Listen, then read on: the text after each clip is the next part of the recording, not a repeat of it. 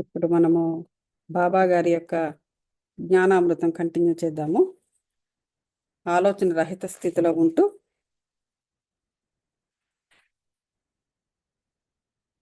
మనసును మనసా వాచా కర్మేణ బాబా గారి మీద, షిరిడి సాయిబాబా గారి మీద ఆ, ఫోకస్ చేస్తూ ఈ లీలామృతాన్ని వినండి. ఇందులోని బాబా గారు తన లీలల ద్వారా చాటి చెప్పిన ధర్మాలు. ఆధ్యాత్మికత అంటే అదేదో సపరేట్ కాదు, మనం పాటించాల్సిన ధర్మం. ఆ ధర్మం ముఖ్యంగా దేనికి సంబంధించిన ధర్మము? మన బుద్ధికి సంబంధించిన ధర్మము. ఎందుకు?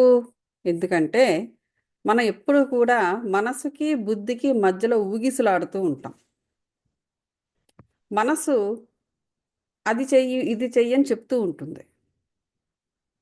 సో ఈ బుద్ధి అనేది ఏది చెయ్యాలి ఏది చెయ్యకూడదు అన్నది ఈ బుద్ధి చెప్పాలి మనకు.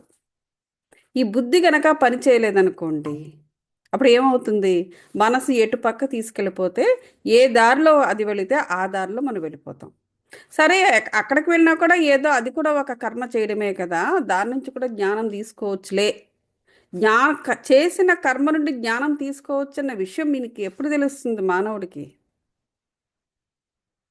అన్లెస్ ఈ స్పిరిచువల్ మార్గంలోకి వస్తే తప్ప ఎవరికీ తెలియదు. బాగా చదువుకున్న వాడికి కూడా తెలియదు. బాగా చదువుకున్న వాడికి కూడా తెలియదు. అయితే మనం తీసుకోవలసిన జ్ఞానము ఎటువంటి జ్ఞానమై ఉండాలి? ఆ జ్ఞానము ధర్మ హితమై ఉండాలి. ధర్మము అంటే ప్రాపంచికంగా ఉండే ధర్మాలే కాదు. ప్రాపంచిక ధర్మాలు ఎలాంటివంటే మన సర్వైవల్కు ఉపయోగపడుతుంది, నీ ఆత్మస్థాయిని పెంచడానికి ఉపయోగపడితే పడవచ్చు, లేకపోతే లేకపోవచ్చు. కానీ మన బుద్ధి అని చెప్పాను చూసారా, మనసుకి బుద్ధికి మధ్యలో మనం ఊగిసలాడుతూ ఉంటాము. మనసు ఎటుపక్కైనా తీసుకెళ్తుంది, కానీ బుద్ధి మాత్రం వద్దని చెప్తుంది. అదే ధర్మము. ఆ ధర్మం ఏంటంటే ఆ బుద్ధి ఎప్పుడూ కూడా ఆ బుద్ధిలోనే దేవుడు ఉంటాడు. మన ఆత్మ ఆ దేవుడితోనే కనెక్ట్ అయ్యి ఉంటుంది.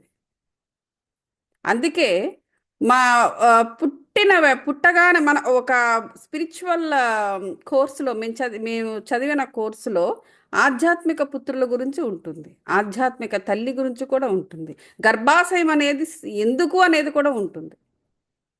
ఈ ఆధ్యాత్మిక బుద్ధి, ఈ బుద్ధి అనేది ఆ గర్భాశయంలో, ముఖ్యంగా స్వాదిష్టాన చక్రం గర్భాశయంలో ఉంటుంది, అందులో స్టోర్ అయి ఉంటుంది అనమాట. ఆ బుద్ధిని పంచుకుని పుట్టిన వాళ్ళు మాత్రమే ఆధ్యాత్మిక పుత్రులు అవుతారు. అటువంటి పుత్రులకు ఆ తల్లి కంపల్సరిగా ఆధ్యాత్మిక మాతగా మారాలి. పుట్టిన పిల్లలందరూ కూడా ఆ బుద్ధిని షేర్ చేసుకోకపోవచ్చు, కేవలం రక్త మాంసాలు మాత్రమే పంచుకుని పుట్టవచ్చు. వాళ్ళు అంత మాత్రం చేత తల్లి అందరినీ సమానంగా చూడాలి. తల్లిదండ్రులు ఇద్దరు ప్రేమ అందరికీ ఈక్వల్గా పంచాలి. కానీ ఈ ఆధ్యాత్మిక బుద్ధిని పంచుకొని పుట్టిన వాళ్లకు ఆవిడ ఒక గురువు కావాలన్నమాట. సో ఇట్లాగా కొన్ని ధర్మాలు ఉన్నాయి. తల్లి చేసే ధర్మాలు అంటే కేవలము వండి పెట్టడము, పిల్లల్ని చూడడము, అదొకటే కాదు. ఆవిడ రోల్ చాలా పెద్దది ఉంటుంది, తెలుసుకోవాలే కానీ. సో అలాగా బుద్ధి అంటే మనకు ఒక ధర్మము అని అర్థము. ధర్మాన్ని బోధించేది బుద్ధి. ఆ ధర్మంలోనే, ఆ బుద్ధిలోనే నిక్షిప్తమై ఉంటాడు దేవుడు. కృష్ణుడు మనకి ఏం బోధించాడు? గీతను బోధించాడు. గీతాధర్మము ఎలా బ్రతకాలి, నీ ఆత్మ ఏ విధంగా నువ్వు స్థాయిని పెంచుకోవాలి, నువ్వు ఎక్కడ డిటాచ్ అవ్వాలి, ఎక్కడ అటాచ్ అవ్వాలి, ఇవన్నీ కూడా ధర్మానికి సంబంధించినదే. అందువల్ల ఎప్పుడైతే యుగము మారుతుందో, యుగము మారుతున్న ప్రతిసారి ఒక అవతార పురుషుడు వచ్చి ఆ క్రొత్త యుగ ధర్మాన్ని బోధించి వెళతాడు. అలాగ కృష్ణుడు వచ్చాడనమాట. ఈ కలియుగాన్ని ఎలా ఎలా కలియుగ ధర్మాలను స్థాపించి ధర్మ సంస్థాపనార్థాయ సంభవామి యుగే యుగే. సో అటువంటి భగవద్గీతను మనం అదొక ధర్మ గ్రంథము మనకు. అటువంటి ధర్మగ్రంథము, అటువంటి ధర్మగ్రంథాలనేవి మనము చదువుతూ ఉంటేనే ఈ బుద్ధి అనేది షార్పెన్ అవుతుంది, ఈ బుద్ధి పదునెక్కుతుందనమాట. లేకపోతే మనసు ఎటు వెళ్తే అటు వెళ్ళిపోవడం జరుగుతుంది. అనవసరంగా ఏదైనా కర్మే కదా, ఎందునుంచైనా జ్ఞానం తీసుకో, అన్నిటి నుంచి జ్ఞానం వస్తుందని గ్యారంటీ లేదు, రాదు. అనవసరమైన కష్టాల్లో పడి నీ సోల్ ప్లాన్ ఏముందో దాని నుంచి డీవియేట్ అయిపోవడం అనేది జరుగుతూ ఉంటుంది. సరే, ఇప్పుడు ఇప్పుడు మనం 20వ అధ్యాయం మొదలుపెట్టాం. కాక నౌకరి పిల్ల ద్వారా దాసగను సమస్య పరిష్కరించుట. ఇదో కొత్త కథ. ఈ అధ్యాయంలో దాసగను సమస్య కాకాసాహెబ్ పనిపిల్ల ఎట్లు పరిష్కరించనో హేమట్ పంత్ చెప్పాను. ఇప్పుడు చూడండి, ఇంత మునుపు అధ్యాయంలో కూడా మనం చదువుకున్నాము. బాబాగా అంటే మనము ప్రాపంచికంగా బాగా డాబుగా మంచి బట్టలు వేసుకొని వచ్చి చక్కగా ఇంగ్లీష్ మాట్లాడుతూ అందంగా కనబడుతూ ఉండే మానవుల్ని ది బెస్ట్ అని మనం అనుకుంటాం. కానీ బాబా గారి యొక్క లీలల్లో పని వాళ్లతో సహితము ఆధ్యాత్మిక జ్ఞానాన్ని కలిగి ఉన్నారు. కొన్ని సమస్యలు వాళ్ళ ద్వారా పరిష్కరింపబడుతూ ఉంటాయి. మరి అటువంటప్పుడు మరి దేనికి మనం విలువ ఇవ్వాలి? డాబు దర్జాక, లేకపోతే వాళ్ళ ఆత్మస్థాయిక? బాబా గారి యొక్క లీలల్లో అన్నీ కూడా మెజారిటీ అలాగే ఉంటుంది. చదువు లేని వాళ్ళు, లేకపోతే ఏదో చిన్న చిన్న పనులు చేసుకునేవాళ్ళు, వీళ్ళ ద్వారా జ్ఞానము ప్రపంచానికి వెల్లడవుతూ ఉంటుంది వాళ్ళ వారి కథల ద్వారా. ఇదొకటి ఉదాహరణ. మౌలికంగా ప్రస్తావన అంట దీని పేరు. మౌలికంగా సాయి నిరాకారుడు మనం చెప్పుకున్నాం. సాయి పాత ఇంత మునుపు అధ్యాయులు ఏం చెప్పారు? నన్ను నిరాకారంగా నన్ను ధ్యానించు అని చెప్పారు. సపోజ్ ఆ నిరాకారాన్ని వరకు కూడా ఆత్మస్థాయి లేని వారికి తనని రూపంతోనైనా ధ్యానించవచ్చు అని చెప్పారు. సో కానీ అల్టిమేట్గా ఆ రూపాన్ని వదిలేసి నెక్స్ట్ లెవెల్ నిరాకారానికి వెళ్ళవలసిందే అని కూడా చెప్పారు. మౌలికంగా సాయి నిరాకారుడు, భక్తుల కొరకు ఆకారమును ధరించిన. అదిగో ఇప్పుడు నేను చెప్పింది. భక్తులు అంటే ఏంటి? ఎటువంటి భక్తులు? ఇంకా నిరాకార స్థాయిని అర్థం చేసుకోవడానికి స్థాయి లేని వారికి తన ఆకారాన్ని ధరించాడు. లేకపోతే ఆయన నిరాకారుడు అంటే అతను ఎప్పుడు ఆత్మస్వరూపుడై ఉంటాడే తప్ప శరీరం అనేది అది ఒక లెక్క కాదు. ఈ ఆయన కనిపించే శరీరం, మన ఫోటోలు చూస్తున్నామే, ఆ శరీరము ఇంకా భౌతిక స్థాయిలో ఉన్న భక్తులకు మాత్రమే. ఆత్మస్థాయిలో ఉన్న భక్తులకు ఆ శరీరంతో పనే లేదు. అది ఇక్కడ అర్థము. ఈ మహాజగన్నాటకమునందు మాయను నటి సాయముతో వారు నటుని పాత్ర ధరించరి. అది ఆ శరీరం అనేది కేవలం ఒక మాయ.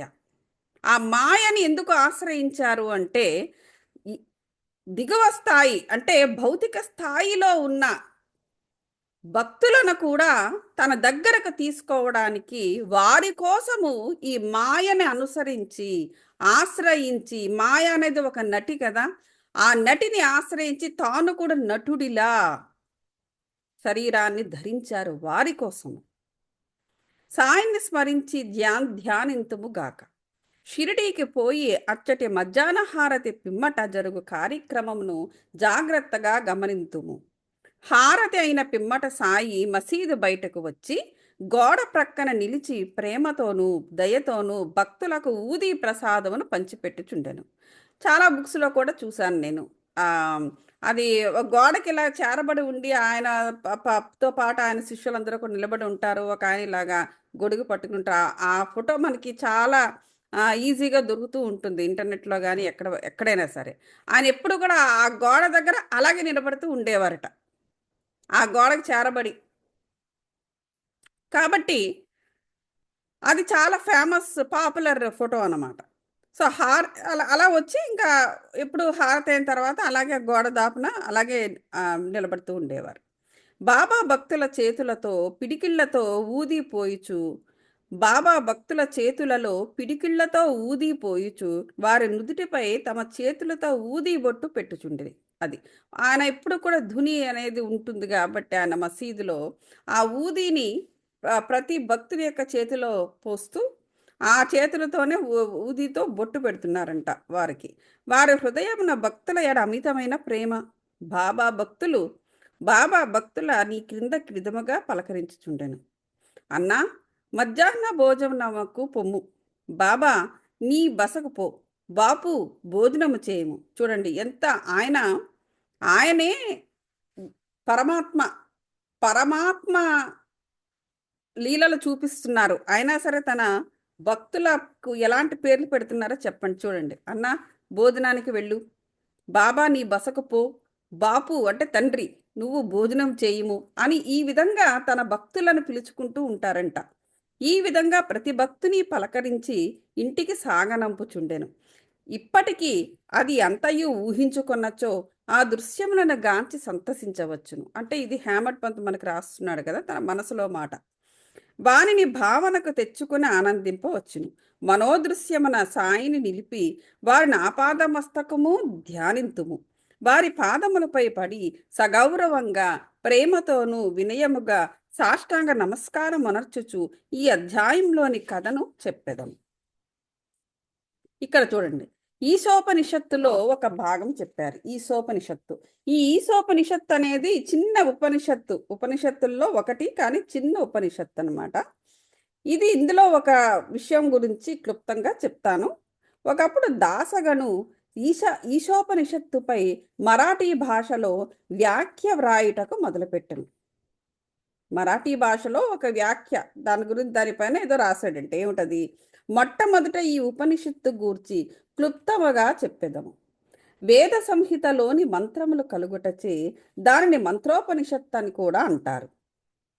దానిలో యజుర్వేదములోని 40వ అధ్యాయమగు వాజసనేయ సంహిత ఉండుటచే దానికి వాజసనేయ సంహితోపనిషత్తు అని కూడా పేరు.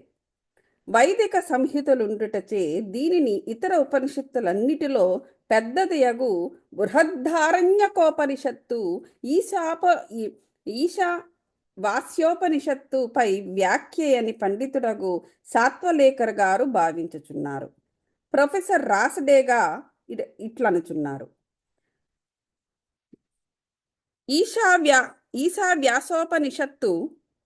ఈశోపనిషత్తు కాదు ఇది, వాస్యోపనిషత్తు మిక్కిలి చిన్నదైనప్పటికీ కానీ ఈశోపనిషత్తు అని కూడా అంటారు. కానీ ఇందులో వాస్యోపనిషత్తు అని రాశారు. మిక్కిలి చిన్నదైనప్పటికీ దానిలో అంతర్దృష్టిని కలిగించు అనేక అంశములు ఉన్నవి.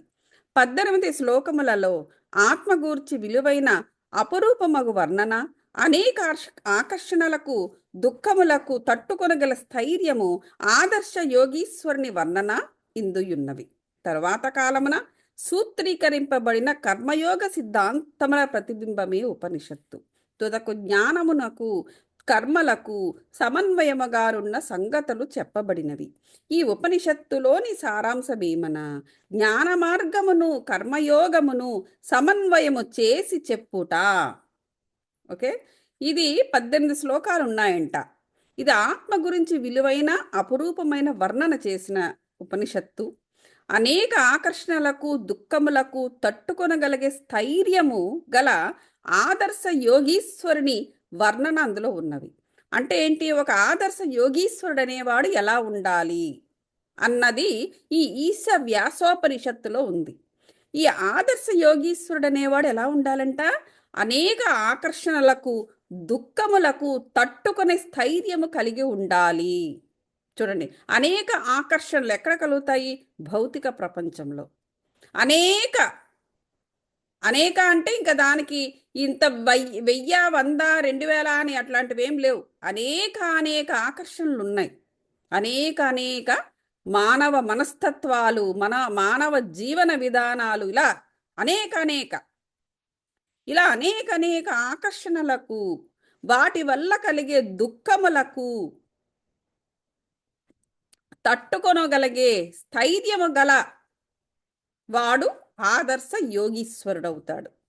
సో అలాంటి ఆదర్శ యోగీశ్వరుడు ఎలా ఉండాలి అనేటువంటి వర్ణన ఈ ఈశా వ్యాసోపనిషత్తులో ఉందట, ఈ 18 శ్లోకాల్లో. అలాగే ఆత్మ గురించి కూడా విలువైన అపురూపమైన వర్ణన కూడా ఉందిట. తర్వాత కాలమున సూత్రీకరింపబడిన కర్మయోగ సిద్ధాంతము కూడా ఆ ఉపనిషత్తులో ఉందిట. తుదకు జ్ఞానమునకు కర్మలకు సమన్వయముగా ఉండే సంగతులు కూడా అందులో చెప్పబడినవట. ఈ ఉపనిషత్తులోని సారాంశం ఏంటంటే జ్ఞాన మార్గాన్ని కర్మయోగాన్ని రెండిటిని కూడా సమన్వయపరిచి చెప్పడమే. ఇంకొక చోట వారిట్లనిది, ఈశా వ్యాసోపనిషత్తులోని కవిత్వము నీతి నిగూఢతత్వము వేదాంతముల మిశ్రమము. ఇది చిన్న ఉపనిషత్తే, కానీ అందులోని మనకు ముఖ్యంగా కావలసినవన్నీ ఈశోపనిషత్తులోనే, ఈశా వ్యాసోపనిషత్తులోనే ఉన్నాయి. అయితే ఈశోపనిషత్తు ఈశా వ్యాసోపనిషత్తు ఒకటేనా అంటే నేను విన్నది ఈశోపనిషత్తు అని. అది కూడా ఇలాగే చిన్నది, అది కూడా మొత్తము ఆ ఉపనిషత్తులన్నీ చదవకుండా ఆ ఒక్క ఉపనిషత్తు చేత మనకు అన్నీ తెలిసిపోతాయని కూడా చెప్తూ ఉంటారు. సో అక్కడ నేను విన్నది ఇందులో ఉన్నది కూడా ఒకేలా ఉంది, కానీ మాట తేడా వచ్చింది. ఈశా వ్యాసోపనిషత్తు, అది ఈశోపనిషత్తు. దాన్ని తెలుసుకుని చెప్తాను. పై వర్ణము నుండి ఈ ఉపనిషత్తు మరాఠీ భాషలోనికి అనువాదము చేయుట ఎంత కష్టమో గమనించవచ్చును. మేబీ మరాఠీ భాషలోకి అనువదించేటప్పుడు వాడు ఈశా వ్యాసోపనిషత్తు అని రాసుంటారని నేను అనుకుంటున్నాను. దాసగను దీనిని మరాఠీ ఓవి చందములో వ్రాసెను. దానిలోని సారాంశమును గ్రహింపలేకుండాటచే వ్రాసిన దానితో అతడు తృప్తి చెందలేదు. కొందరు పండితులను అడిగాను, వారితో చర్చించను, కానీ వారు సరి అయిన సమాధానం ఇయ్యకుండేది. కావున దాసగను కొంతవరకు వికల మనస్కుడయ్యను.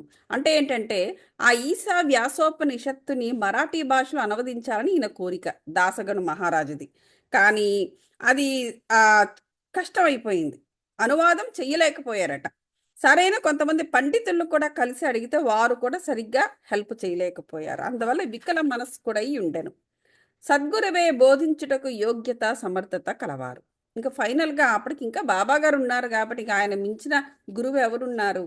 ఇంకా ఆయన ఎటువంటి కష్టమైన ఉపనిషత్తు అయినా చెప్పగలరు. ఈ ఉపనిషత్తు వేదముల యొక్క సారాంశము. ఈ ఆత్మ సాక్షాత్కారమునకు సంబంధించిన శాస్త్రము. ఈ జనన మరణములనే బంధములను తెగగొట్టు ఆయుధము లేదా కత్తి. ఏది? ఈ ఉపనిషత్తులనేవి. ఇది మనకు మోక్షమును ప్రసాదించును. కనుక ఎవరైతే ఆత్మ సాక్షాత్కారము పొంది ఉన్నారో అట్టివారే ఈ ఉపనిషత్తులోని అసలు సంగతులు చెప్పగలరని అతడు భావించను. ఆత్మ సాక్షాత్కారం అంటే ఏమిటి అంటే మన ఆత్మ మనలోంచి బయటకు వచ్చి ముందుకు నిలబడుతుందని కాదు. మన ఆత్మతో మనం కనెక్ట్ అవ్వగలము, మన ఆత్మ చెప్పే మాటలు మనం వినగలము. దాని అంతర్వాణి, అంతర్దృష్టి అంటాము. లేదా ఈ ఆత్మ మన మూడో కంటిని ఉపయోగించి దృశ్యాలను కూడా చూపించగలదు. మన ఆత్మతో కనెక్ట్ అయి ఉండేటప్పుడు, మన ఆత్మతో మనం కనెక్ట్ అయి ఉండేటప్పుడు మనకు సపరేట్ లోకాలన్నీ కూడా కనిపిస్తుంది. లేదా ఈ రెండు కళ్ళతో ఉండేటప్పుడు కేవలం భౌతిక ప్రపంచం మాత్రమే కనిపిస్తుంది. ఇప్పుడు అది అవకాశం దొరికినప్పుడు షిరిడీకి పోయి సాయిబాబాను కలిసి వారి పాదములకు నమస్కరించి ఈశా వ్యాసోపనిషత్తులోని కష్టములను చెప్పి సరి అయిన అర్థము చెప్పమని వారిని వేడుకొనెను. ఎవరు? ఇతను దాసగను. సాయిబాబా ఆశీర్వదించి ఇట్లనెను, నీవు తొందరపడవద్దు, ఈ విషయంలో ఎట్టి కష్టమూ లేదు. కాకాసాహెబ్ దీక్షితుని పనిపిల్ల తిరుగు ప్రయాణంలో నీ సందేహమును విలీపార్లేలో తీర్చును. చూడండి, ఆయనేవో కొన్ని సందేహాలతో వెళ్ళాడు. బాబా ఇంకా చెప్పాలి, ఏ పండితులు చెప్పలేకపోతున్నారని. బాబా ఎవరికప్ప చెప్పారు ఆ పనిని? కాకాసాహెబ్ దీక్షిత్ ఇంట్లో ఉండే పని పిల్లకు అప్పచెప్పారు. ఆవిడ తిరుగు ప్రయాణములో ఈ సందేహాన్ని విలీపార్లేలో తీర్చును అని చెప్పేసి. అప్పుడు అక్కడ ఉన్నవారు దీనిని విని బాబా తమాషా చేయుచున్నారని అనుకునేది. భాషాజ్ఞానము లేని పనిపిల్ల ఈ విషయాన్ని ఎట్లా చెప్పగలదు? కానీ దాసగను మాత్రం అట్లా అనుకోలేదు. ఎందుకంటే బాబా పలుకులు బ్రహ్మవాక్కులు కదా. అది సో ఈ జ్ఞానము అనేది ఇక్కడ మనము వేసుకునే బట్టలు, మాట్లాడే మాటల్లోనే ఉండదు. ఇది ఇక్కడ మనం అర్థం చేసుకోవాల్సింది. అదంతా కూడా ప్రాపంచికము, భౌతిక పరమైనది. వారి ఆత్మస్థాయి మనకు తెలియాలి. సో ఇక్కడ ఆ ఇంట్లో పనిచేసే పని పిల్ల నీ యొక్క సందేహాన్ని తీరుస్తుంది, ఫలానా చోటుకి వెళ్ళు ఆమెను కలని చెప్పేసి బాబా గారు చెప్పడం జరిగింది. కాకా యొక్క పనిపిల్ల బాబా మాటలందు పూర్తి విశ్వాసముంచి దాసగను షిరిడీ విడిచి విలీ పార్లే చేరి కాకాసాహెబ్ దీక్షిత్ ఇంటిలో బస చేసెను.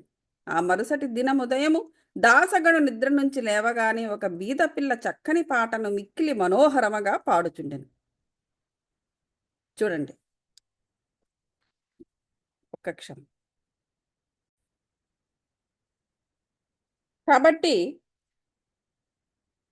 ఆ పాటలోని అదేంటి, ఆవిడ ఆ విలీ పార్లే అక్కడ ఆ ప్లేస్ చేరాడు ఇతను కాకా సాహెబ్ దీక్షిత్.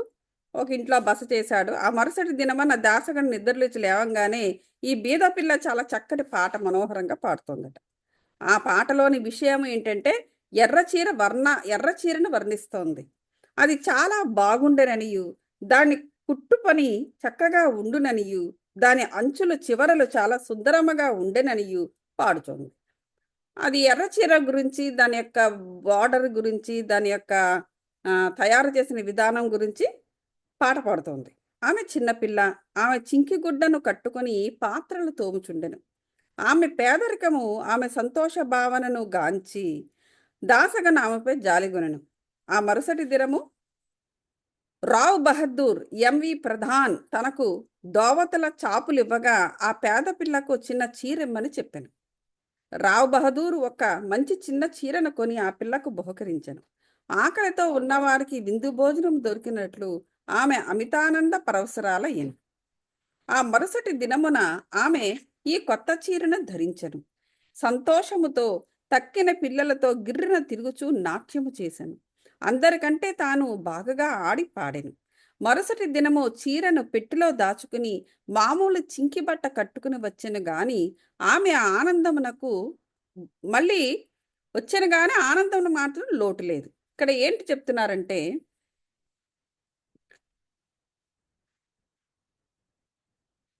ఈ అమ్మాయికి అదే ఈ పిల్లకు చక్కటి పాట పాడుతుంది ఎర్ర చీర మీద. సో ఇతనకు వెళ్ళిపోతూ వెళ్ళిపోతూ ఆ ఇంటి వాళ్ళు ప్రధాన్ బహదూర్ ఎంబి ప్రధాన్ అనే అతను దోవతలు అవి ఇస్తుండేటప్పుడు ఆ పేద పిల్లకి చీర ఇమ్మని చెప్పేసి అతను అడిగాడు. అలాగే చీర ఇవ్వడము జరిగింది. ఆ పిల్ల ఆ చీర కట్టుకొని ఎంతో ఆనందంగా ఆడి పాడింది. ఆ తర్వాత మరుసటి రోజున మళ్ళీ పనిలోకి వెళ్ళేటప్పుడు ఆ చీరను తీసేసి పెట్టెలో పెట్టుకుని మళ్ళీ చింకి గుడ్డలు వేసుకుని పనిలోకి వచ్చింది. అయినా సరే ఆమె ఆనందానికి లోటు లేదు. ఆ కొత్త చీర కట్టుకున్నప్పుడు ఎంత ఆనందంగా ఆడి పాడిందో అంతే ఆనందంగా చింకి గుడ్డలు వేసుకుని ఉద్యోగానికి అదే తను చేసే పనికి వచ్చినప్పుడు కూడా ఆవిడ అంతే ఆనందంగా ఉంది. ఇదంతా చూసి దాసగను జాలి భావం మెచ్చుకోలుగా మారింది.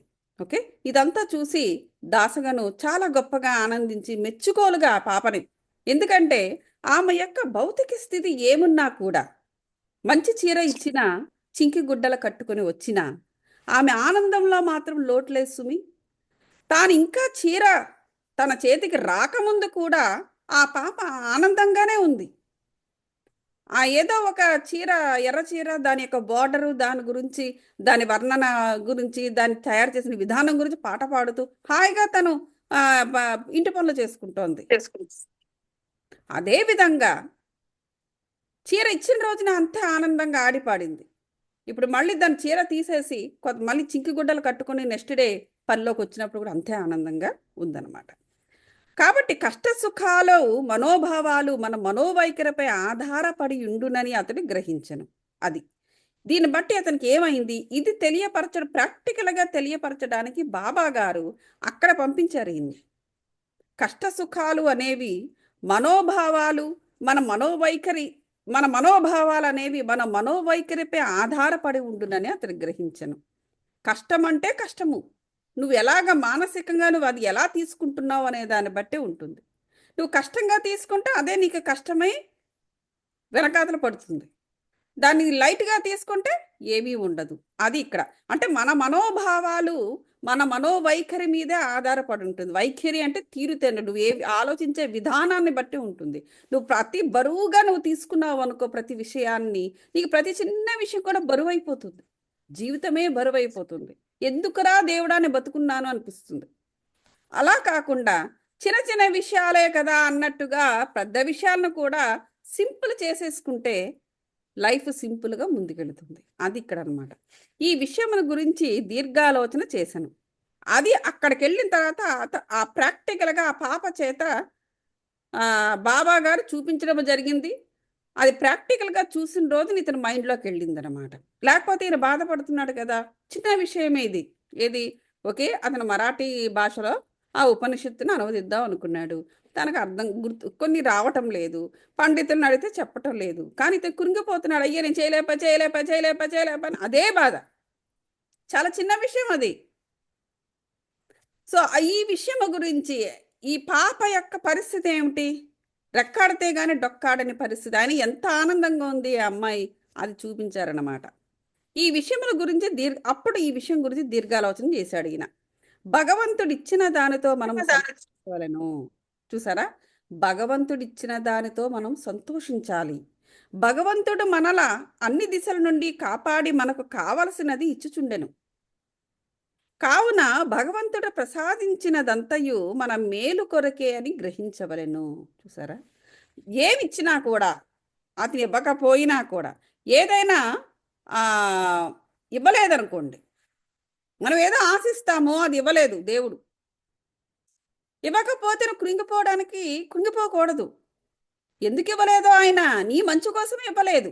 నువ్వు హ్యాండిల్ చేయలేకపోవచ్చు సరిగ్గా, లేకపోతే దానివల్ల నీకు కొత్త కష్టాలు ఏవో రావచ్చు, లేకపోతే నువ్వు పొంది ఉండడం వల్ల అంతవరకు ప్రేమగా మాట్లాడే నీ వాళ్ళు నీకు ఎగనిస్ట్గా మారిపోవచ్చు. ఏమైనా జరగవచ్చు. అందువల్ల నువ్వు అడిగింది ఇవ్వలేదు దేవుడు, అతను మేలే చేశాడు. సో కాబట్టి ఇవన్నీ కూడా కొన్ని ఈ విధమైన అదే నేను అందుకే మొదట్లో చెప్పాను, బుద్ధి మన మనసు ఒకటి కోరుకుంటుంది, బుద్ధి ధర్మాన్ని బోధిస్తూ ఉంటుంది. ఆ ధర్మంలోనే ఆ బుద్ధిలోనే దేవుడు అనేవాడు ఉంటాడు. మన ఆత్మ ఎప్పుడు ఆ పరమాత్మతో కనెక్ట్ అయి ఉంటుంది. అంటే బుద్ధికి సంబంధించిన విషయము ఆత్మ విషయము. మనం బుద్ధి కరెక్ట్గా మనం వాడుతున్నాము అంటే మనకు ఆత్మ సాక్షాత్కారం జరిగినట్టే అదనమాట. సో కాబట్టి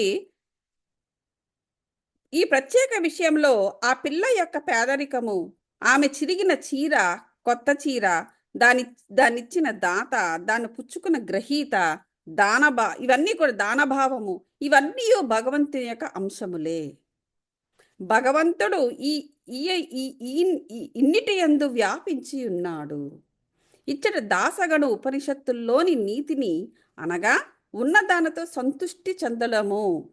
ఏది మనకు సంభవించుచున్నదో అది ఎల్లయ్యో భగవంతుని ఆజ్ఞచే జరుగుచున్నదనియు, తుదకది మన మేలు కొరకే మన మేలు కొరకే అనియు గ్రహించవలెను. ఇది ఈ కథలో నుంచి మనం తీసుకునే నీతి ఇక్కడ క్లియర్గా ఇచ్చారు. ఇప్పుడు ఆ పాప యొక్క ఆమె ఎప్పుడు సంతోషం. ఇప్పుడు మనం డబ్బు సంపాదిస్తున్నామంటే ఎందుకు సంపాదించాలనుకుంటున్నాము? సంతోషంగా ఉండడానికి. ఆ పాపకి ఆల్రెడీ సంతోషం తనతోనే ఉంది. తన సోల్ ప్లాన్ అది. తన సోల్ కిందకు వచ్చేటప్పుడు సంతోషాన్ని కూడా తనతో తెచ్చుకుంది. ప్రతి ఒక్క మనం ఆల్రెడీ పూర్ణాత్మ బుక్ మనం వర్క్షాప్ కూడా చేసాం. పూర్ణాత్మ బుక్లో మనం చెప్పాను నేను, ప్రతి ఆత్మ కూడా ఏదో ఒక ఎమోషన్తో ఈ కిందకు వస్తుంది.